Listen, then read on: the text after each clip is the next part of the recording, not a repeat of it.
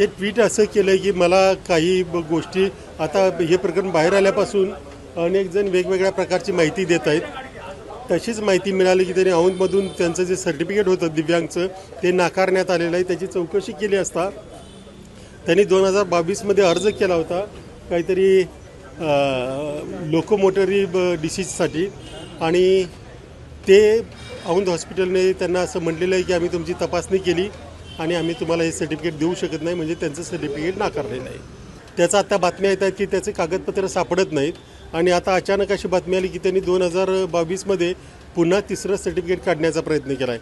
मग आधीची नव्हती म्हणून काढली की ह्याचा आणखी काहीतरी वेगळा बेनिफिट घेण्यासाठी त्यांनी प्रयत्न केला. हे आता पोलीस किंवा हे जे चौकशी करतील त्याच्यामध्येच पुढे येईल.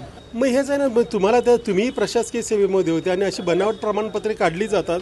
हे तुम्ही कबूल करत असाल तर ज्या सेवेसाठी तुमची निवड झाली ती देशातली अत्यंत प्रतिष्ठेची सेवा आहे.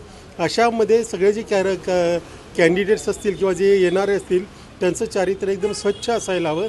त्यांचे संपूर्णच एकूणच त्यांचं बिहेवियर हे समाजाभिमुख असायला हवं. ते सरकारच्या योजना किंवा ऑफिसेस गाड्या याचा लाभ घेण्यासाठी नसतं. पण त्यांनी अशी कबुली दिली असेल तर ते आणखी भयानक आहे. मग तर त्यांनी एक सेकंदी त्या पदावर राहू नये किंवा शासनाने एका सेकंदामध्ये त्यांना काढून टाकावं आणि मग पुढची चौकशी करावी. कारण असं होतं ज्या अर्थी ते म्हणतायत त्या अर्थी त्यांना ती यंत्रणा माहिती आहे आणि त्या यंत्रणेवर दबाव आणून आणखी काही केलं जाण्याची शक्यता आहे. त्यांचा आणि अट्रॉसिटीचा काय संबंध? ओबीसी आहे, मी पण ओबीसी आहे, करावा त्यांनी.